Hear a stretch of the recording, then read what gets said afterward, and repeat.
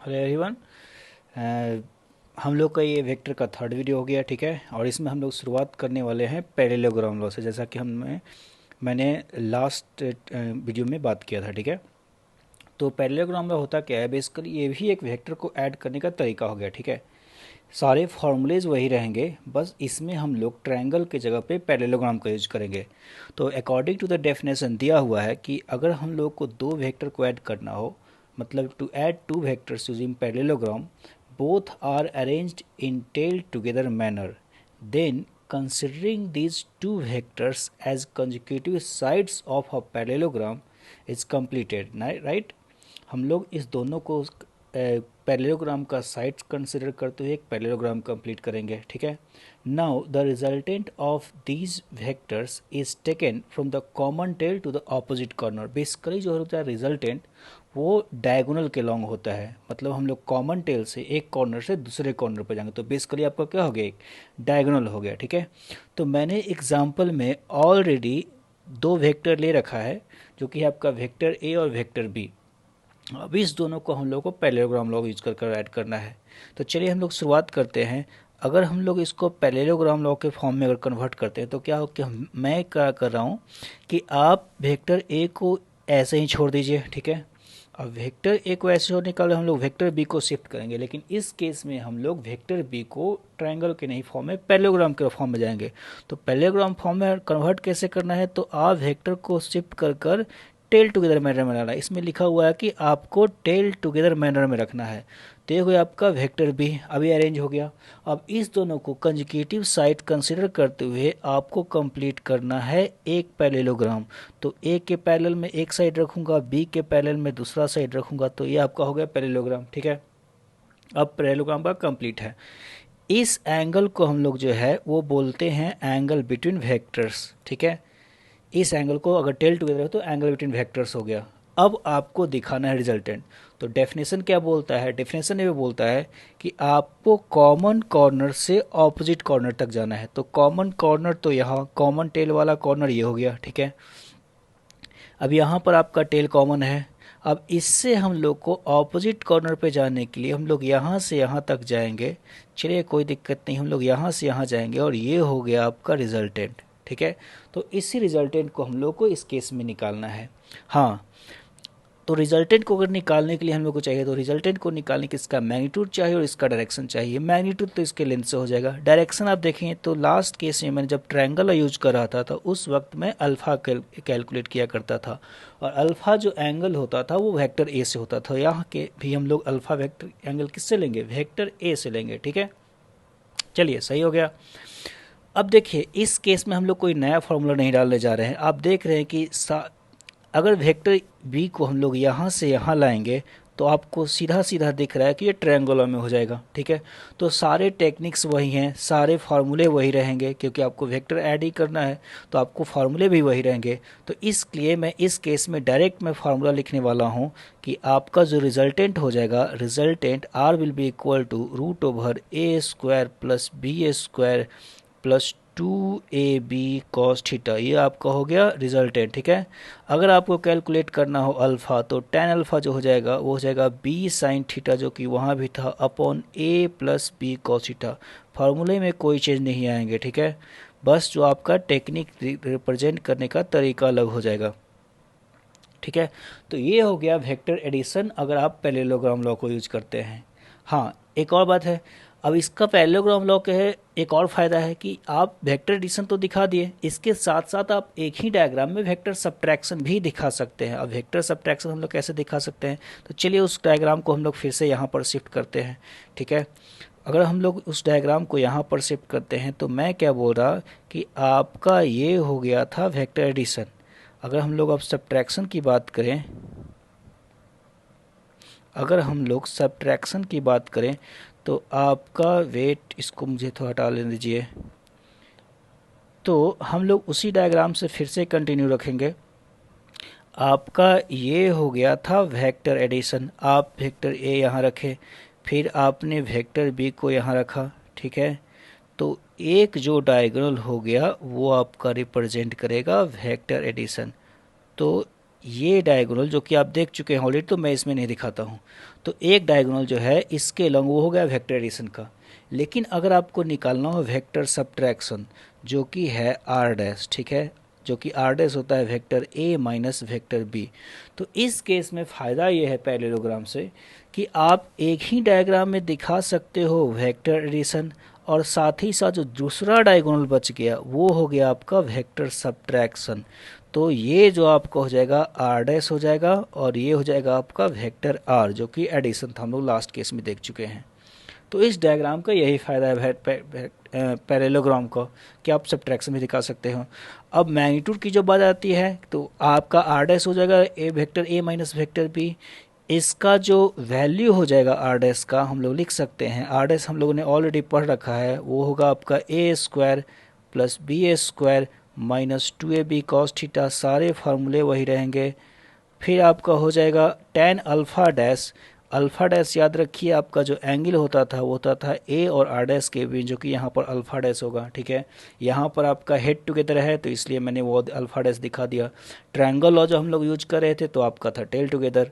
तो tan alpha dash जो हो जाएगा वो हो जाएगा B sine theta upon A plus B cos theta, sorry it was wrong, I have to remove it, B sine theta upon A minus B cos theta, ठीक है। तो ये आपका हो जाएगा टेन अल्फ़ा डैश, ठीक है। तो ये दोनों फार्मूले आप ध्यान रखिएगा। तो बेसिकली पैरेललोग्राम और ट्रायंगल में कोई ज़्यादा डिफरेंस है नहीं, आपका जो फार्मूला है तो सेम है। अब पैरेललोग्राम पढ़ते क्यों हैं, तो पैरेललोग्राम से हम लोग का एक ही फ़ायदा है कि हम लोग को वेक्टर ज़्यादा शिफ्ट करने का ज़रूरत नहीं पड़ा। हम लोग एक ही डायग्राम में दिखा सकते हैं वेक्टर एडिशन, और साथ ही साथ एक ही डायग्राम में क्या दिखा सकते हैं, वेक्टर सब्ट्रैक्शन। तो दोनों के फ़ायदे इसी में आ जाते हैं, ठीक है। चलिए, तो ये था आपका vector subtraction using parallelogram law and vector addition also. चलिए, तो अब हम लोग एक क्वेश्चन करते हैं इस बेस पे। क्वेश्चन ये है कि अगर if A plus B resultant जो है वो ए प्लस बी के बराबर है, where alpha is the angle between vector A and R while beta is the angle between R and B, ठीक है। अल्फ़ा जो है ए और आर के बीच का एंगल है, बीटा जो है बी और आर के बीच का एंगल है। Then choose the correct option, मतलब इसमें से कौन सा ऑप्शन सही है। क्वेश्चन बेस ऑप्शन आप बेसिकली देखेंगे तो ये बोल रहा है कि अगर अल्फ़ा बीटा से बड़ा है, अल्फ़ा बीटा से बड़ा होगा अगर ए बी से बड़ा होगा, अल्फ़ा बीटा से बड़ा होगा और ए बी से छोटा होगा। फिर इस तरह से आपका सारे ऑप्शन है। तो चलिए हम लोग देखते हैं आखिर अल्फ़ा बीटा एंगल को हम लोग डायग्राम में कैसे दिखा सकते हैं। अब यहाँ पर मैं पैरेललोग्राम लॉ यूज करने वाला हूँ। अब पैरेललोग्राम लॉ यूज करने का फ़ायदा ये है कि देखिए हम लोग इसमें देखते हैं। चलिए, आप ऑप्शन तो देख लिए हैं, तो चलिए मैं डायग्राम ड्रॉ करता हूँ कि आपका ये हो गया, सपोज कीजिए कि वेक्टर ए, ये हो गया आपका वेक्टर बी, ठीक है। चलिए थोड़ा पैरेललोग्राम को हम लोग यूज करते हैं। आप ट्रायंगल लॉ से ही बना सकते हैं, कोई दिक्कत नहीं है, थोड़ा सोचिए इसको। तो ये हो गया आपका रिजल्टेंट आर, ठीक है। ये हो गया वेक्टर ए, हो गया वेक्टर बी। इस एंगल को हम लोग बोलेंगे ए और आर के बीच का एंगल, इस एंगल को हम लोग बोलेंगे बी और आर के बीच का एंगल बीटा, ठीक है। तो अल्फा और बीटा हो गया। अब हम लोग को ऑप्शन वेरीफाई करना है कि अगर ए बी से बड़ा होगा तो अल्फा बड़ा होगा या अल्फा छोटा होगा, ठीक है। सेकंड में है कि ए बी से छोटा होगा तब क्या होगा। तो चलिए हम लोग को ऑप्शन ऐसे ही चेक करना है। तो मैं क्या करता हूँ कि इस डायग्राम में ही वेक्टर ए को थोड़ा ज़्यादा बढ़ाकर देखता हूँ कि वेक्टर ए को बढ़ाने से क्या होता है, वेक्टर ए को बढ़ाने से। तो चलिए अब मान लीजिए कि मैंने वेक्टर ए को इतना बड़ा कर दिया, थोड़ा सा और आगे बढ़ाया। तो अगर मैं इसको थोड़ा सा और आगे बढ़ाऊंगा तो आपका जो है ये नया पैरेललोग्राम होगा, और इस केस में जो रिजल्टेंट आएगा वो इस तरह से कुछ जाएगा। चलिए थोड़ा सीधा हो गया, रिजल्टेंट इस तरह से आएगा। तो ये हो गया आपका रिजल्टेंट, ठीक है। चलिए इसको आर डैश छोड़ दीजिए, इसको ऐसे भी कर सकते हैं, ठीक है। तो ये हो गया नया रिजल्टेंट आपका, ठीक है। अब नए रिजल्टेंट को आप देखेंगे, आप डायग्राम में साफ साफ देख सकते हैं कि जैसे जैसे मैं ए को बढ़ाते जा रहा हूँ, जैसे जैसे ए का लेंथ बढ़ते जा रहा है, रिजल्टेंट और ए के बीच का एंगल घटते जा रहा है। ये एंगल घटते जाएगा और बीटा एंगल क्या होता जाएगा, बढ़ता जाएगा। ये आपका बीटा डैश अगर मान लिया जाए, ये अगर अल्फा डैश मान लिया जाए, तो आप साफ देख रहे हैं कि अल्फा डैश या अल्फा सोचिए कि घटते जा रहा है और बीटा बढ़ते जाएगा। मतलब ये हुआ कि अगर इफ़ ए को हम लोग जितना बढ़ाएंगे उस केस में अल्फा उतना ही घटेगा, ठीक है। तो अगर आप ऑप्शन को देखिए कि अगर ए और बी, सोचिए कि ए और बी अब इक्वल होता, तो ए और बी इक्वल होता तो हम लोग साफ बोल सकते हैं कि if A is equal to B, आप गारंटी बोलिएगा कि सिमेट्रिसिटी से अल्फा और बीटा बराबर होंगे, ठीक है। लेकिन if A is greater than B, तो उस केस में गारंटी है कि अल्फा बीटा से छोटा हो जाएगा।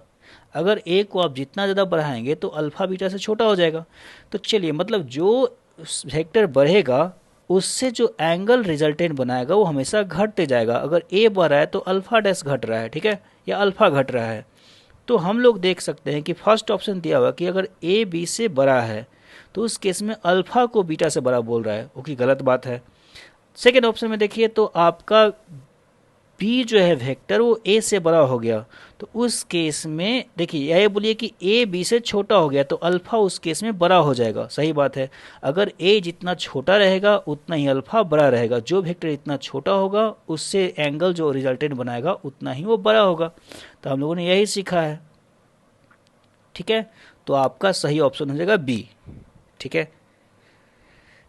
चलिए अब हम लोग शुरू करते हैं नेक्स्ट क्वेश्चन। क्वेश्चन ये है कि if two vectors A and B are such that resultant of their addition is perpendicular to resultant of their subtraction, then choose the correct option. मतलब ये बोला गया कि हम लोग का दो वेक्टर जो है वो उसका रिजल्टेंट एडिशन का मतलब ये बोला गया कि ए प्लस बी जो है वो परपेंडिकुलर है ए माइनस बी के, एडिशन जो है सब्ट्रैक्शन के परपेंडिकुलर है। तो कौन सा ऑप्शन इसमें से सही है, ठीक है। बोल रहा है क्या कि A and B must be perpendicular. चलिए देखते हैं कि ए और बी मस्ट बी परपेंडिकुलर होना चाहिए कि नहीं। तो ए ऐसे हो गया और चलिए बी को थोड़ा बड़ा ले लेते हैं हम लोग। याद रखिए कि हम लोग को बस परपेंडिकुलर देखना है। बेसिकली ये बोलने की कोशिश कर रहा है कि ये रेक्टेंगल बन चुका है, तो रेक्टेंगल बन चुका है तो ए प्लस बी ये डायगोनल होगा, ए माइनस बी ये डायगोनल हो गया, ठीक है। तो ये गारंटी नहीं है, इसको अगर मैं थोड़ा ठीक से डायग्राम ड्रॉ करने की कोशिश करूँ, इसमें तो लगभग इक्वल लग रहा था। तो मैं क्या बोल रहा कि इसको चलिए हम लोग वेरीफाई करते हैं फर्स्ट ऑप्शन को। तो फर्स्ट ऑप्शन अगर आप वेरीफाई करेंगे तो चलिए मैं ए ऐसे लेता हूँ, बी ऐसे लेता हूँ, अब थोड़ा ज़्यादा अनइक्वल लग रहा है, ठीक है। तो ये हो गया वेक्टर ए, ये हो गया वेक्टर बी। चलिए अगर हम लोग कंप्लीट करने की इस डायग्राम से आपको साफ पता चल रहा है कि ए प्लस बी तो ऐसे हो जाएगा और ए माइनस बी ऐसे हो जाएगा, ये कभी भी परपेंडिकुलर नहीं होंगे। ये आपका रिजल्टेंट है और ये आपका आर डैश है, ठीक है। रिजल्टेंट और आर डैश से परपेंडिकुलर नहीं है, मतलब A must be perpendicular to B, एक सही नहीं है, ठीक है। चलिए सेकेंड ऑप्शन को हम लोग वेरीफाई करते हैं। अगर हम लोग वेरीफाई करते हैं सेकेंड ऑप्शन को तो बोल रहा है क्या कि A must be perpendicular to A and B must be perpendicular as well as equal, ठीक है। तो उसको परपेंडिकुलर भी होना चाहिए, इक्वल होना चाहिए। मतलब ये क्या बोला है कि अगर परपेंडिकुलर और इक्वल होगा तो ए बी पैरेललोग्राम तो स्क्वायर में बदल जाएगा, तो सही बात है। अगर ए और बी परपेंडिकुलर और इक्वल हो जाएंगे तो एक स्क्वायर का साइड हो जाएगा, स्क्वायर के साइड में आपका परपेंडिकुलर होता है, ठीक है।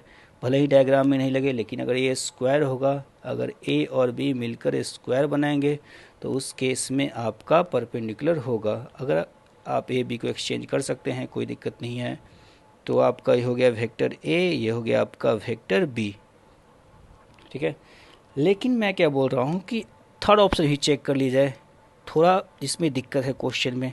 मैं क्या बोल रहा हूँ कि थर्ड ऑप्शन को चेक करने बोला है कि A and B must be equal, मतलब इसको परपेंडिकुलर वगैरह से कुछ मतलब है नहीं। ये बोल रहा है कि ए और बी बस इक्वल होने चाहिए तो आपका कंडीशन सेटिस्फाई हो जाएगा। तो चलिए मैं ए और बी को इक्वल लेता हूँ और इस तरह से कुछ डायग्राम ड्रॉ करता हूँ। अगर अब ए और बी इक्वल होगा तो एक रोम्बस बनेगा, ठीक है। रोम्बस का अगर हम लोग को ये बात पता है कि रोम्बस का अगर एंगल 90 डिग्री हो जाए, ये एंगल 90 होता है स्क्वायर में बदल जाता है। लेकिन अगर मैं बस इक्वल लूँ, ए और बी को बस इक्वल लूँ, तो उस केस में क्या होगा कि एक रोम्बस हो जाएगा। रोम्बस में अगर आप देखेंगे तो एक रिजल्टेंट ऐसे जाएगा, ए प्लस बी का हो जाएगा, ये आर इज इक्वल टू आपका हो जाएगा vector A plus vector B, और ये आपका हो जाएगा आर डैश, ठीक है। ये हो जाएगा आपका आर डैश जो कि है vector A minus vector B. तो मैं क्या बोला कि आप याद कीजिएगा अगर रोम्बस की प्रॉपर्टी, तो ये बोलता है कि रोम्बस के जो डायगोनल्स होते हैं वो हमेशा परपेंडिकुलर होते हैं। रोम्बस के जो डायगोनल्स होते हैं वो हमेशा परपेंडिकुलर होते हैं। तो बेसिकली आपका ये कंडीशन ही काफ़ी है कि ए और बी अगर इक्वल हो मैग्नीट्यूड में, तो उनका रिजल्टेंट का एडिशन और सब्ट्रैक्शन दोनों परपेंडिकुलर होगा।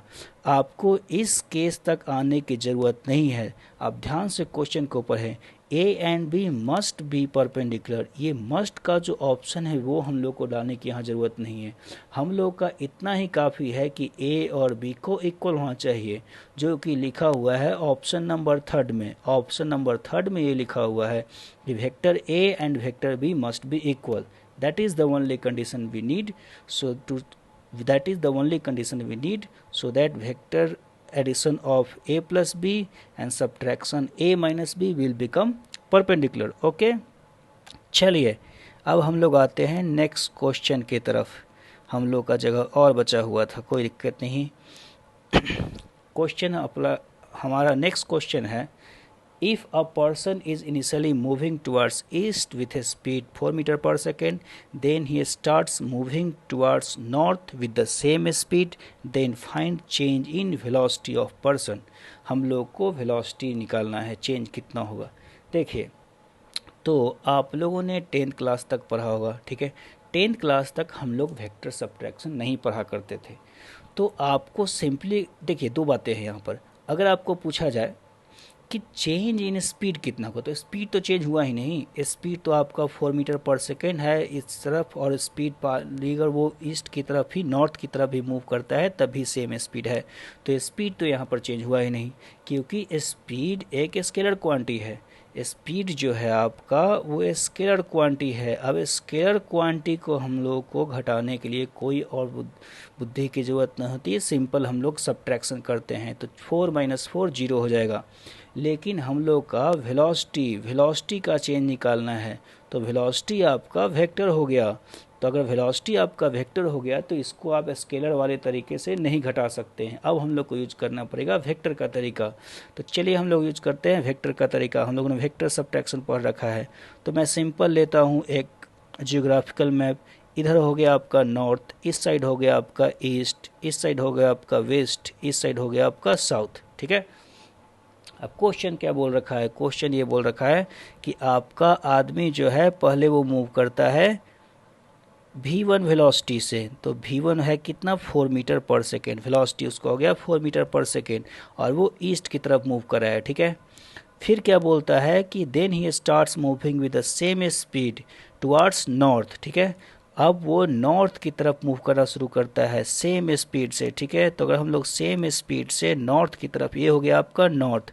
इसको चलिए हम लोग नाम देते हैं v2, जिसका कि मैग्नीट्यूड हो गया, इसका भी 4 हो गया। हम लोग बस मैग्नीट्यूड बोल रहे हैं यहाँ पर 4, ठीक है। तो 4 मीटर पर सेकेंड हो गया। तो अब आपको निकालना है चेंज इन स्पीड कितना होगा। देखिए, तो मैंने ऑलरेडी से उसको अरेंज कर रखा है टेल टुगेदर मैनर में, ठीक है। तो अगर मैंने टेल टुगेदर मैनर में अरेंज कर रखा है, तो क्यों मैं इसको ट्रायंगलों में, हम लोग ट्रायंगलों से भी सब्ट्रैक्ट कर सकते हैं, लेकिन आपका ऑलरेडी टेल टुगेदर के फॉर्म में है, तो हम इसको डायरेक्ट यूज़ करते हैं पैरेललोग्राम लॉ, ठीक है। अगर हम लोग पैरेललोग्राम लॉ यूज करते हैं, तो चलिए कंप्लीट करते हैं एक पैरेललोग्राम। ये आपका हो गया पैरेललोग्राम, ठीक है, जो कि स्क्वायर के फॉर्म में हो चुका है, क्योंकि दोनों साइड्स है इक्वल। अब मैंने निकालना क्या है, डेल्टा भी, जो कि चेंज इन वेलोसिटी है, final velocity minus initial velocity, v2 - v1।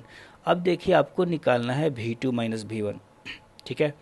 तो v2 - v1 जो है ये दूसरा डायगोनल होगा, ये वाला डायगोनल, ठीक है। ये वाला डायगोनल होगा आपका v2 - v1।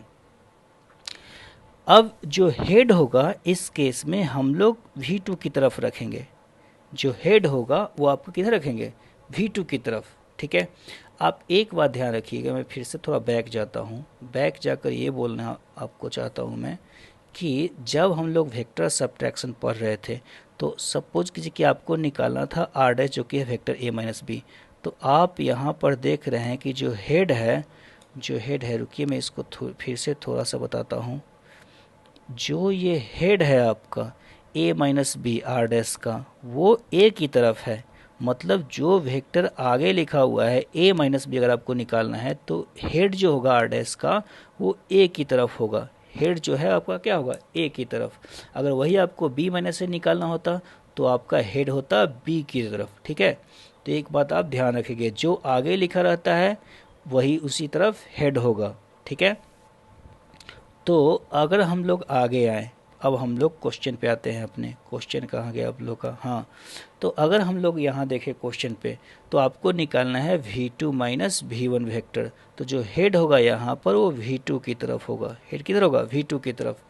तो चलिए हम लोग को निकालना है सब्ट्रैक्शन। जो फार्मूला हो जाता है आपका डेल्टा v का, डेल्टा v होगा आपका root over A square plus B A square minus 2b cos theta. मैं फार्मूला नहीं लिखने जा रहा। तो आपका ए स्क्वायर हो गया 4 स्क्वायर, बी ए स्क्वायर हो गया 4 square minus 2 into 4 into cos, दोनों के बीच का एंगल हो गया आपका 90 डिग्री। ठीक है, तो ये कॉस 90 जो होगा वो 0 हो जाएगा। तो इस तरह से आप लिखिएगा 4 स्क्वायर प्लस 4 स्क्वायर जो कि 2 बार है, तो आप इसको लिख सकते हैं 4√2। ठीक है, तो आपका 4√2 हो गया मीटर पर second change in velocity. Okay, कोई दिक्कत नहीं। तो हाँ, अब आप बिल्कुल ये बात ध्यान रखिएगा कि जो डायरेक्शन होता है v2 माइनस v1 को वो v2 की तरफ होगा यहाँ पर। ठीक है, चलिए अब हम लोग आते हैं अपने नेक्स्ट क्वेश्चन पे। नेक्स्ट क्वेश्चन है आपका पॉलीगॉन लॉ। चलिए, तो आपका पैरेललोग्राम लॉ खत्म हो गया। अब आते हैं हम लोग पॉलीगॉन लॉ पे। ठीक है, तो पॉलीगॉन लॉ में क्या दिया हुआ है, ध्यान से सुनिएगा। पॉलीगॉन लॉ में क्या दिया हुआ है कि सबसे पहले तो इसके 2 पॉइंट्स ध्यान रखने हैं। पहला पॉइंट ये दिया हुआ है कि फर्स्ट पॉइंट में it is used to add more than 2 vectors. ठीक है, आप 2 वेक्टर्स को भी कर सकते हैं, लेकिन उस केस में पॉलीगॉन लॉ जो होगा वो ट्रायंगल लॉ ही है। और उसके आगे लिखा हुआ है कि it is one of the form of triangle law. मतलब ये जो लॉ आया है वो ट्रायंगल लॉ से ही डिराइव होकर आया है। ठीक है, तो चलिए पॉलीगॉन लॉ यूज कैसे करते हैं। पॉलीगॉन लॉ ये बोलता है कि arrange all the vectors, arrange all vectors in head to tail manner, then resultant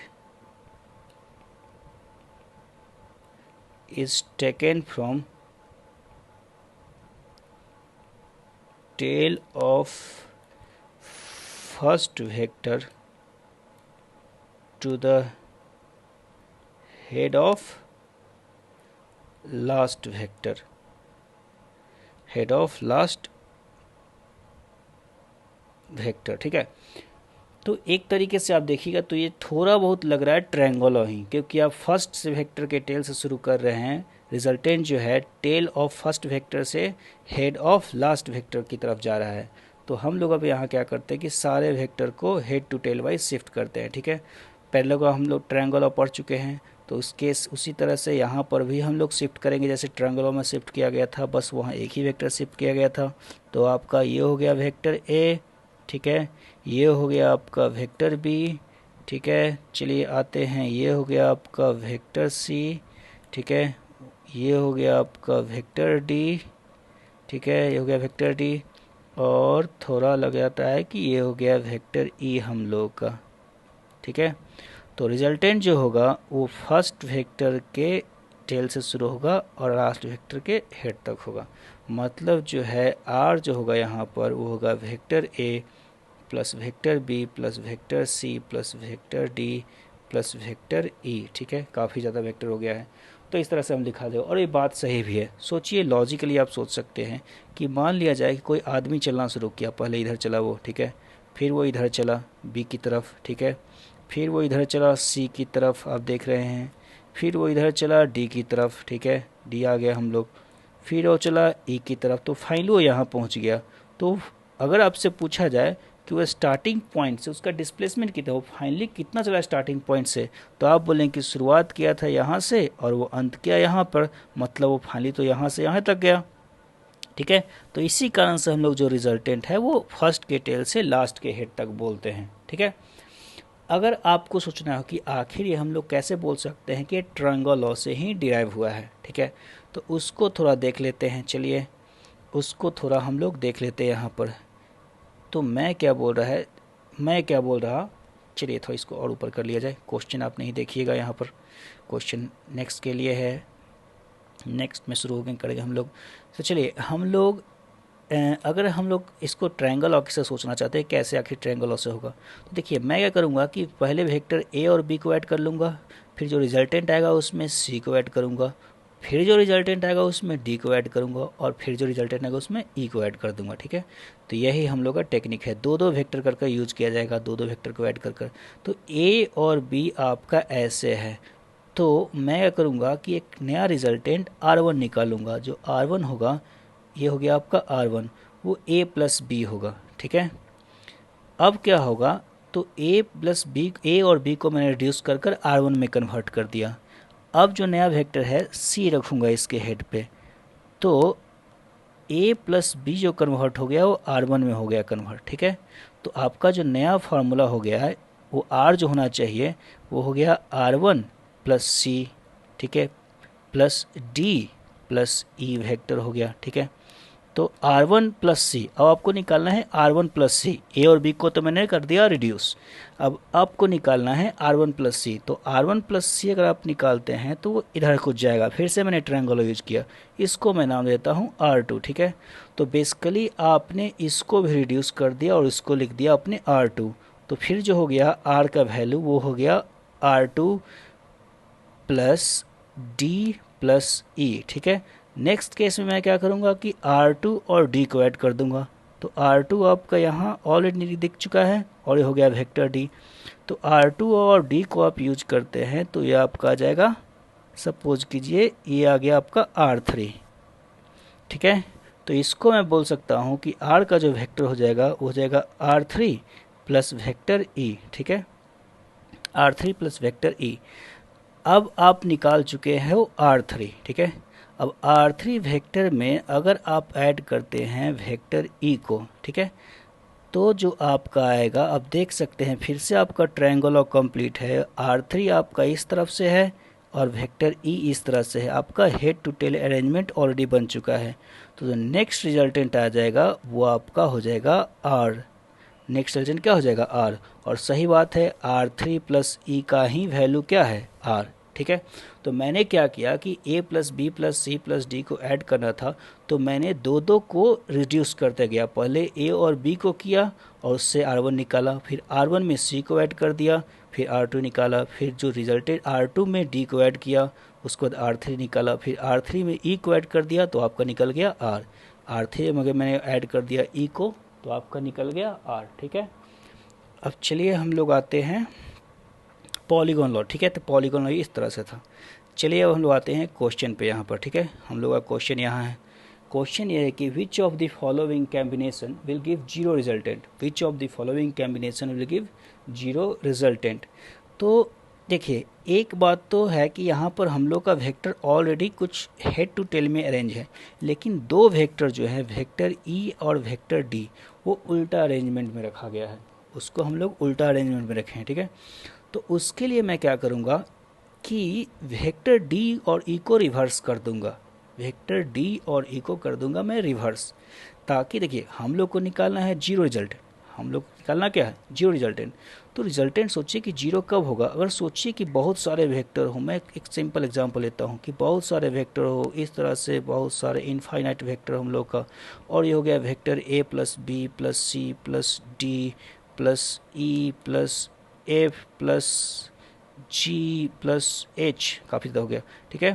तो इतने सारे वेक्टर, अगर लास्ट का वेक्टर का हेड रिटर्न होकर फर्स्ट के टेल पे आए तो रिजल्टेंट तो हम लोग दिखा ही नहीं पाएंगे, क्योंकि आपका जो है हेड टू टेल कॉन्साइड कर चुका है।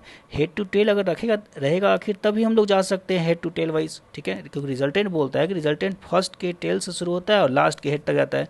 अब तो हम लोग के पास कोई लेंथ ही नहीं है, दोनों का एक ही पॉइंट है, जहाँ टेल फर्स्ट का वही लास्ट का आ गया आपका हेड, ठीक है। तो दोनों एक जगह आ चुके हैं बिल्कुल घूम फिर कर। तो अगर इस तरह से हो जाए अरेंजमेंट तो हम लोग बोल सकते हैं कि रिजल्टेंट जो हो जाएगा आपका जीरो आ जाएगा, रिजल्टेंट क्या आएगा क्लोज लूप में, रिजल्टेंट आ जाएगा आपका 0। तो मैं वही टेक्निक यहाँ यूज करने वाला हूँ। अगर मुझे रिजल्टेंट 0 लाना है तो मैं सारे वेक्टर्स को ऐड करूँगा, ठीक है, सारे वेक्टर्स को क्या करने वाला हूँ, ऐड करने वाला हूँ हेड टू टेल मैनर में। और हेड टू टेल मैनर में ऐड करने के बाद किसी तरीके से मैं यहाँ पर हेड ला दूंगा लास्ट वाले का। तो यहाँ पर हेड लाने के लिए अब हम लोग क्या करना होगा, देखिए सिंपल सी बात है कि ए तो ऑलरेडी ऐसे head to tail wise range है, उसमें मैंने ऐड किया बी, उससे मैंने ऐड किया सी। अब मुझे डी दिक्कत कर रहा है, डी का है डायरेक्शन उल्टा, तो मैं क्या करूँगा कि डी को रिवर्स कर दूंगा। चलिए हम थोड़ा मैं पेन चेंज कर लेता हूँ। तो मैं करूँगा डी को रिवर्स कर दूंगा, डी को रिवर्स करके ऐसे डाल दूंगा और ई को भी रिवर्स कर कर ऐसे डाल दूंगा। तो ये डी को रिवर्स करने के बाद आपका माइनस डी आ जाएगा, ई को रिवर्स करने के बाद हम लोग का माइनस ई आ जाएगा, क्योंकि डायरेक्शन उल्टा होने पे क्या होता है, माइनस साइन मल्टीप्लाई होता है, नेगेटिव मल्टीप्लाई करने से ही डायरेक्शन उल्टा होता है। तो बेसिकली अगर आप ऐड करते हैं जो रिजल्टेंट, अगर आप लिखते हैं ए plus B vector plus C vector plus minus D का वेक्टर प्लस माइनस ई का वेक्टर, एक मिनट, प्लस माइनस ई का वेक्टर, तो उस केस में ये सारे मिलकर रिजल्टेंट कितना दे देंगे, 0 दे देंगे, ठीक है। इनका रिजल्टेंट कितना आ जाएगा, 0 आ जाएगा, क्योंकि आपका जो लास्ट का हेड है वो फर्स्ट के टेल पे आके रख गया है, ठीक है। तो रिजल्टेंट जो आ जाएगा आपका कितना आ जाएगा, 0 आने वाला है। चलिए, तो हम लोग का ये जो ऑप्शन है वो है लास्ट ऑप्शन, ठीक है। तो हम लोग लास्ट ऑप्शन इसको ले सकते हैं।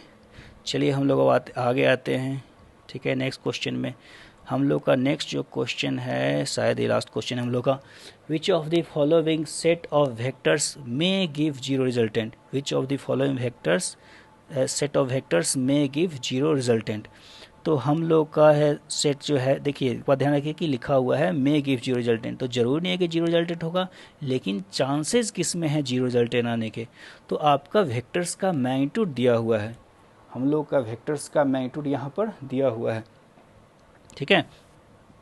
तो अगर हम लोग इसको देखें तो पहला है 6 3 11, आप मैग्नीट्यूड सारा देख सकते हैं, ठीक है, इसमें कोई बोलने की ज़रूरत नहीं है। तो मैं आपको बताता हूँ कि आखिर 0 रिजल्टेंट होने के लिए कंडीशन क्या है।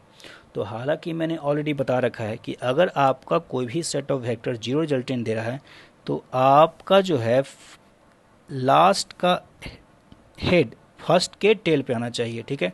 अब यहाँ तो है 3 वेक्टर्स, तो अगर 3 वेक्टर्स को आप हेड टू टेल मैनर में अरेंज करते हैं, हेड टू टेल मैनर में अरेंज करते हैं, और वो फर्स्ट लास्ट का जो हेड है वो फर्स्ट के टेल पे आ रहा है, मतलब वो ट्रायंगल बना रहा है।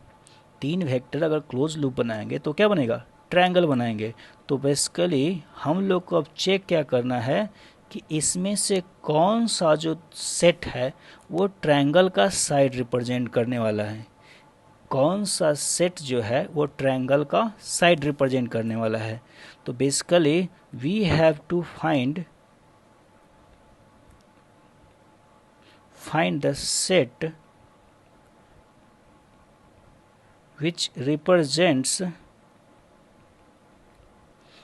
represents sides of triangle, okay. हम लोग को निकालना है ऐसा सेट जो साइड ऑफ ट्रायंगल रिप्रेजेंट करे। तो आप याद कीजिए कि हम लोगों ने 10th क्लास में एक लॉ पर रखा था। लॉ ये था कि किसी भी ट्रायंगल का साइड होने के लिए 2 सबसे छोटे साइड का जो सम है वो बड़ा या बराबर होना चाहिए तीसरे साइड से। हालांकि आप बड़ा बोलते थे, इसलिए मैं बड़ा ही लूँगा यहाँ पर साइड ट्रायंगल रिप्रेजेंट करने के लिए। तो किसी भी ट्रायंगल का साइड रिप्रेजेंट होने के लिए 2 साइड्स का समेसन, 2 छोटे साइड्स का समेसन तीसरे वाले से बड़ा होना चाहिए, ठीक है। ये हम लोगों का कंडीशन हुआ करता था, तो मैं भी यहाँ पर वही फॉलो करूँगा, ठीक है। अब तो उसको फॉलो करने के लिए हम लोग चलिए फर्स्ट ऑप्शन से एनालाइज करना शुरू करते हैं। यहाँ पर 2 छोटे साइड्स का समेसन, छोटा साइड जो हो गया 6 और 3 हो गया, ये दोनों छोटे छोटे साइड्स है, 11 जो बड़ा वाला है। तो हम लोग देख सकते हैं फर्स्ट वाले ऑप्शन में कि 6 + 3 को अगर किया जाए तो लेस देन 11 है, मतलब नॉट अ ट्रायंगल, ठीक है, ये ट्रायंगल नहीं होगा। सेकेंड वाला ऑप्शन देखा जाए तो छोटे साइड्स जो हो गए 8 3 और 4 हो गया, ठीक है, सबसे बड़ा हो गया 8, ठीक है। तो हम लोग यहाँ पर बोल सकते हैं कि 3 + 4 वो भी 8 से छोटा हो गया, 3 + 7 आएगा, ये भी साइड का ट्रायंगल का साइड नहीं हुआ। चलिए थर्ड ऑप्शन देखा जाए, तो छोटे साइड के समय है 5 + 6, ठीक है, 5 और 6 11 हो गया, तो 5 + 6 जो है 5 प्लस आपका 6, चलिए हम लोग 6 + 5 करते हैं, तो 5 + 6 जो है ये ग्रेटर देन 10 आ गया, तो ये ट्रायंगल हो गया, मतलब इसको चांसेज हैं कि ये रिजल्टेंट 0 दे देगा। याद रखिए चांसेज हैं, में भी जरूरी नहीं है कि ये 0 देगा ही देगा। तो ये थर्ड ऑप्शन हो गया। क्या है कि इसमें फोर्थ ऑप्शन भी चेक कर दें, मैंने इसमें 2 ऑप्शन सही कर रखा है। फोर्थ ऑप्शन में देखिएगा तो आपका 8 + 2, 8 + 2 हो गया आपका 10, और ये भी 10 है। तो फोर्थ, मैं क्या बोला कि फोर्थ ऑप्शन भी सही ऑप्शन है। इसमें 2 छोटे का समेसन सबसे बड़े वाले के बराबर है, लेकिन फिर भी इसमें रिजल्टेंट क्या होगा, 0 होगा। तो मैं कहूँ कि 8 + 2 = 10, इस कंडीशन को भी आप ले सकते हैं। तो अब ले सकते हैं, आखिर इसमें एग्जाम्पल को कैसे समझा जाए कि 8 + 2 अगर 10 होगा तो उसमें भी रिजल्टेंट 0 हो सकता है। तो मैं क्या बोल रहा हूँ कि आप ऐसे अरेंज करो उसको, 8 इस तरह से लो, ठीक है, 2 इसके हेड पे रखो, 2 हो गया। और अगर मैं 10 को एग्जैक्टली रिवर्स रख दूं ऐसे, याद रखिए में भी है, इसलिए मैं एक पॉसिबिलिटी ये है कि 8 और 2 को तो ऐसे रख दिया, तो 8 और 2 10 इस डायरेक्शन में हो गया, राइट डायरेक्शन में, और 10 को बैक डायरेक्शन में रखूँगा, तो जो फाइनल होगा, फाइनली जो 10 वाला जो वेक्टर है, लास्ट का लास्ट का हेड जो है वो फर्स्ट वाले क्या आ जाएगा, टेल पे आ जाएगा। तो फाइनली तो रिजल्टेंट 0 होगा। मतलब आपको एक बात ध्यान रखना है कि रिजल्टेंट 0 होने के लिए जो कंडीशन फाइनली होना चाहिए, वो कंडीशन होना चाहिए कि a + b must be greater equal c। हम लोग इक्वल साइन को भी चूज कर सकते हैं। इक्वल साइन अगर आप लेते हैं तो ट्रायंगल नहीं बनकर एक स्ट्रेट लाइन में आ जाएगा, एक आपका क्या आ जाएगा, स्ट्रेट लाइन के लॉन्ग आ जाएगा, लेकिन हम लोग इक्वल साइन को भी लेंगे, तो इस तरह से आपका रिजल्टेंट क्या आ जाएगा, 0। चलिए शायद एक क्वेश्चन बना हुआ है, चलिए ये आपको मैं होमवर्क में देता हूँ, आप नीचे कमेंट बॉक्स में इसका आंसर दे सकते हो। क्वेश्चन ये है दिया हुआ कि आपका ABCDE और F, if ABCDEF represents regular hexagon and AB + AC + AD + AE + AF is equal to x times of AO, x times of AO। आप देख सकते हैं कि AB वेक्टर कुछ इस तरह से आएगा, AC वेक्टर जो है इस तरह से आएगा, AD वेक्टर इस तरह से आएगा, AE वेक्टर इस तरह से आएगा, और AF वेक्टर इस तरह से आएगा, ठीक है। तो ये सारे वेक्टर्स आ जाएंगे। तो ये सारे वेक्टर्स का समेसन जो है वो बोल रहा है कि x times of AO। AO जो वेक्टर है आप देख सकते हैं कि यहाँ से यहाँ आएगा सेंटर की तरफ, A से O की तरफ, तो x टाइम्स ऑफ हो, तो x की वैल्यू क्या होगी, तो x की वैल्यू क्या होगी। तो आपको 4 ऑप्शन दिए हैं, आपको ढूंढना है, ठीक है। चलिए तो आज के लिए इतना ही। नेक्स्ट क्लास में हम लोग जो है शुरू करेंगे रेजोल्यूशन ऑफ वेक्टर, और उसके बेसिस पे हम लोग एडिशन भी देखेंगे और सब्ट्रैक्शन भी देखेंगे, ताकि हम लोग रेजोल्यूशन से कैसे एडिशन और सब्ट्रैक्शन करते हैं, ठीक है। तो thank you and bye bye.